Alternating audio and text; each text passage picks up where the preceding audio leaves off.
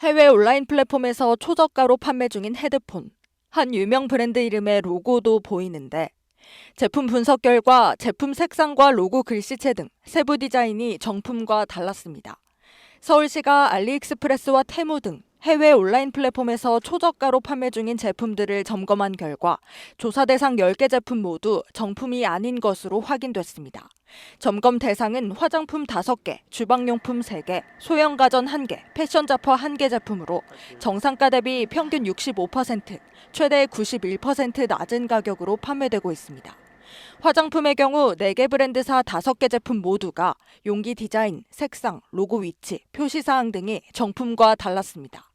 특히 향수 2개 제품은 정품과 향이 뚜렷하게 달랐고 기초 및 색조 화장품 3개 제품은 성분 구성이 정품과 달랐다고 서울시는 설명했습니다. 수세미와 정수기 필터 등의 제품도 외관 디자인과 색상이 정품과 다르거나 제품 로고가 없는 것으로 확인됐고 핸드폰 케이스도 분석 결과 색상과 디자인 등이 정품과 달랐습니다.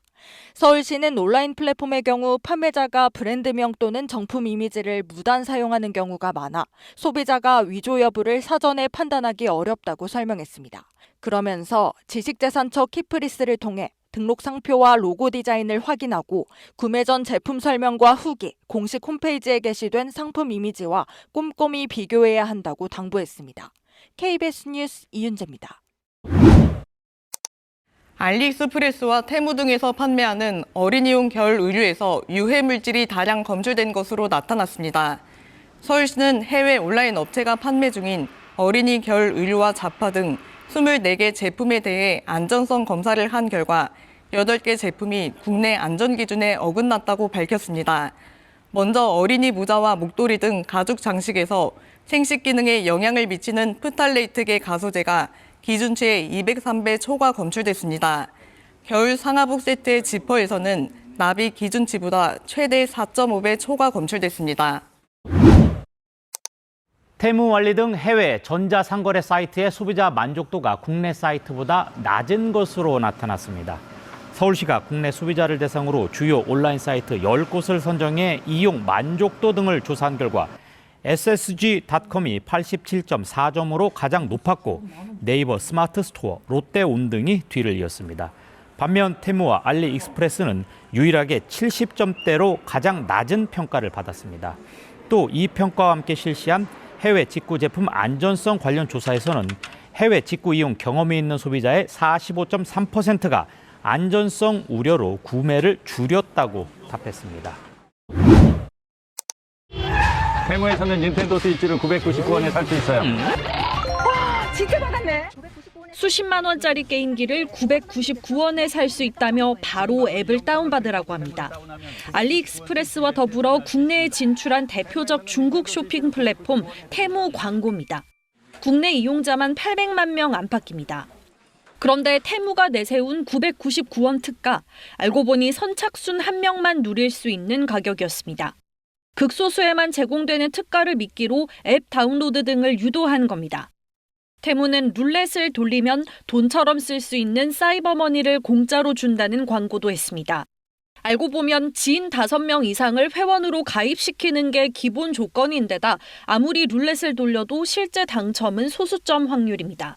결국은 선물은 못 받아요. 0.3이 있고 0.2가 있고 0.001이 있고 막 이런 식이에요. 또 롤렛 돌리고 공유해야 되고 또 쳇바퀴처럼 돌아가는 거예요.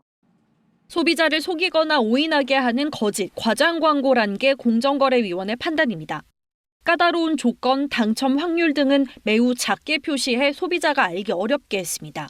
광고를 접한 소비자뿐만 아니라 그 지인으로서 이렇게 초대받은 그 다른 소비자들까지 영향을 미칠 우려가 있고 공정위는 테무에 과징금 3억 5천여만 원을 부과했습니다. 중국 이커머스에 과징금을 부과한 건 처음입니다. 공정위는 알리익스프레스에 대해서도 같은 혐의로 제재 절차를 진행 중입니다. KBS 뉴스 이도윤입니다. 저렴한 가격을 앞세워 우리나라에 진출한 중국 온라인 쇼핑몰 테무. 하루 평균 이용자만 290만 명인데 개인정보 관리는 허술했습니다. 테무 홈페이지를 보면 상품 배송을 명목으로 해외 업체 20여 곳에 이용자 개인정보를 넘긴 걸 알 수 있습니다. 이름과 휴대전화 번호, 주소, 이메일 등 13가지입니다. 관련 법엔 이용자 정보를 해외로 옮길 때 회원에게 알리게 돼 있지만 테무는 이를 지키지 않았습니다. 또 국내 대리인 선임 의무도 지키지 않았습니다. 가입과 비교해 복잡하고 어려운 탈퇴 절차도 문제가 됐습니다. 7단계를 거쳐야만 탈퇴가 가능한데 온라인상에는 테무 탈퇴 절차를 따로 알려주는 글들이 넘쳐날 정도입니다. 탈퇴든 아니면 서비스 처리 중지든 이런 열람 요구 등에 대해서 보다 쉽게 제공을 해야 된다라는 규정이 있는데 그 규정도 지키지 않았기 때문에 테무는 또 한국 내 판매자를 모집하면서 신분증 정보를 요구했습니다. 이 과정에서 얻은 주민등록번호를 법적 근거 없이 처리했는데 정부 조사가 시작되자 뒤늦게 파기하기도 했습니다. 개인정보보호위원회는 테무에 13억 6천여만 원의 과징금을 부과했습니다. 테무 측은 정부 결정을 존중한다며 권고사항도 모두 반영했다고 해명했습니다. KBS 뉴스 강나루입니다. 최근 국내 판매자 모집에 나선 테무의 사업 방식은 좀 독특합니다. 판매자가 가격을 정할 수 없습니다. 공급가만 입력하면 가격은 자동으로 정해지는 방식. 최저가를 유지하기 위한 전략입니다. 7,000원의 공급가 설정을 해두면 시스템이 자동으로 훑어보고 시장에 정말 9,000원이구나. 그러면 예를 들어 8,000원. 좀 안 팔린다 그러면 7,000원. 초기 수익이 다소 떨어질 수밖에 없는 구조지만 판매자들은 입점을 원합니다.